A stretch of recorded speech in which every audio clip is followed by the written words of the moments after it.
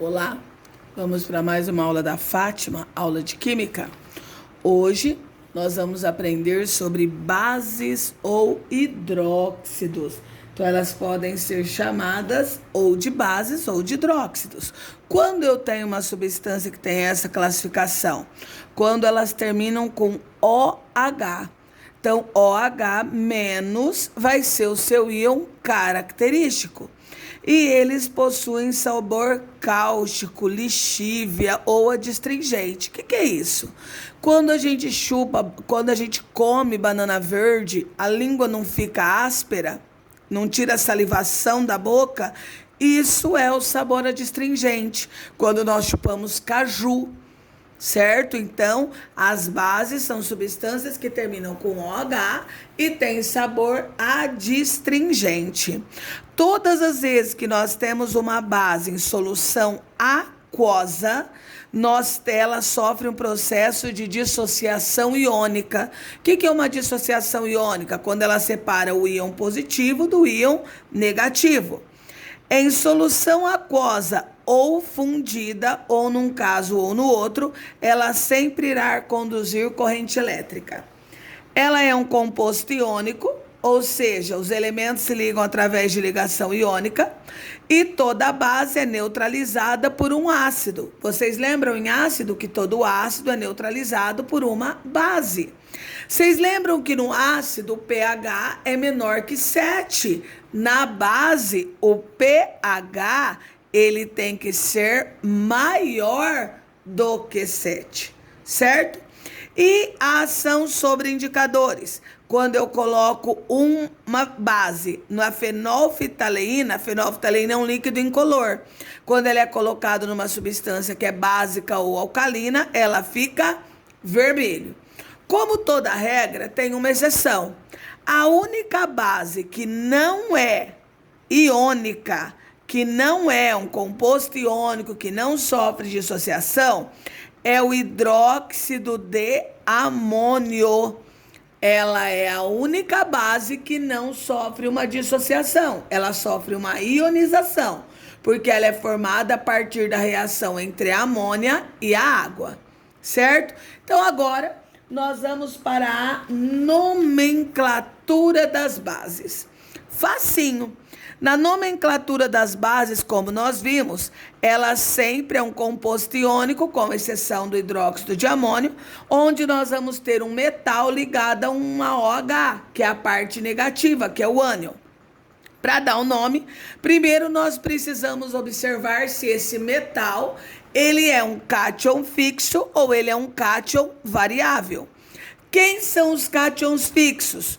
Todos os elementos da família 1A, mais a prata e o amônio, que sempre terão carga mais 1.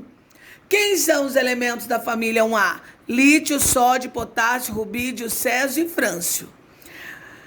Quem mais? Os elementos da família 2A, berílio, magnésio, cálcio, estrôncio, bário, rádio, mais o zinco e o cádmio. Esses sempre terão carga mais 2. O alumínio e o bismuto, que sempre terão carga mais 3. Então, esses elementos, qualquer um deles, quando estiver ligado com a OH, ele forma uma base de cátion fixo. Como que eu dou o nome? Coloco a palavra hidróxido, D e o nome do metal. Aqui, ó, OH, então é uma base, hidróxido, D. Qual é o nome do Na? Sódio. Hidróxido de sódio. Essa base é mais conhecida como soda cáustica, que é usada para fazer sabão. A de baixo, cálcio, família 2A, cátion fixo. Então, vai ficar hidróxido de... Qual é o nome do elemento? Cálcio. Hidróxido de cálcio. O hidróxido de cálcio, ele é usado para fazer a pintura, tá? Ele é o óxido de cálcio, quando misturado com água, forma o hidróxido de cálcio, que é usado para fazer a caiação. que é a pintura ou passagem de cal nas paredes.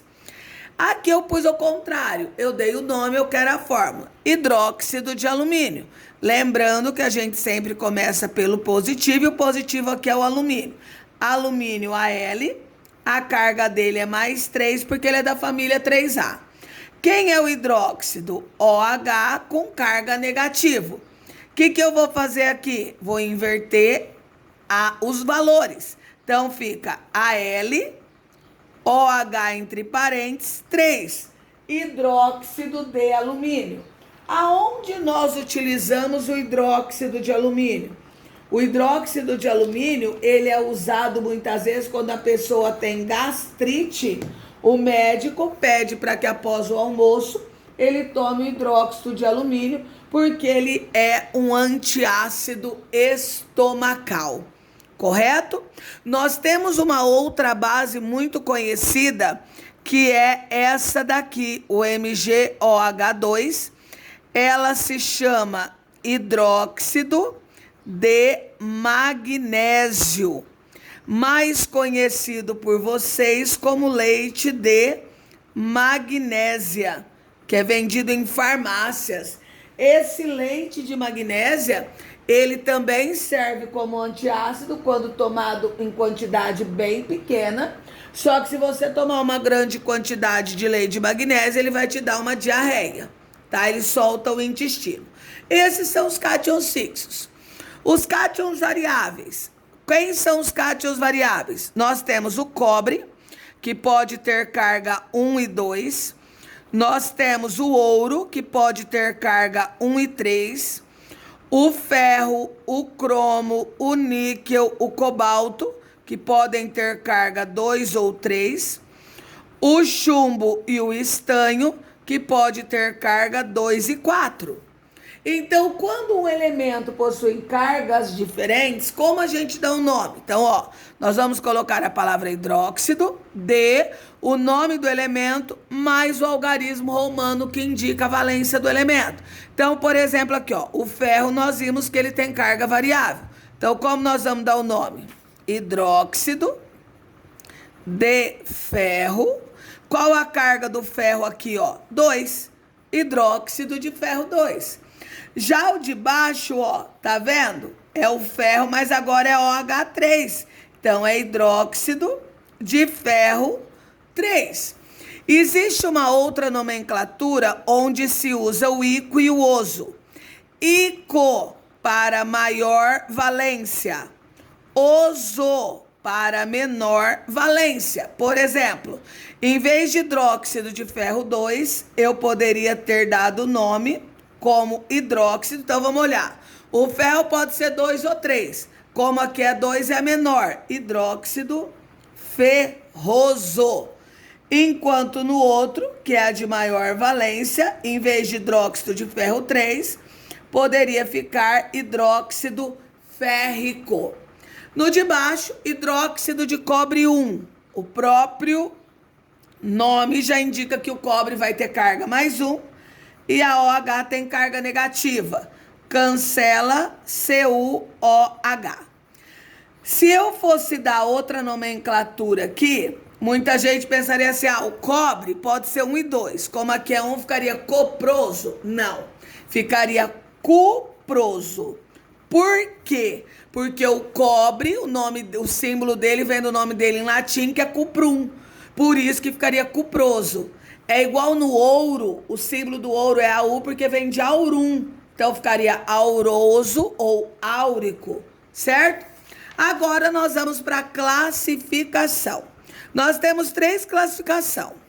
Número de OH. O que é mono? 1. O que é base? OH. Então, monobase só tem uma OH. Dibase. O que é di? 2. Então, dibase tem 2 OH.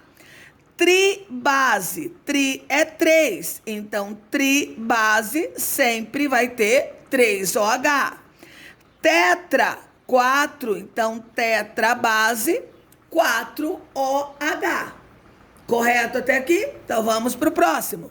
Facinho essa matéria, né? Solubilidade, ou seja, facilidade de se dissolver em água. Quem são as bases solúveis?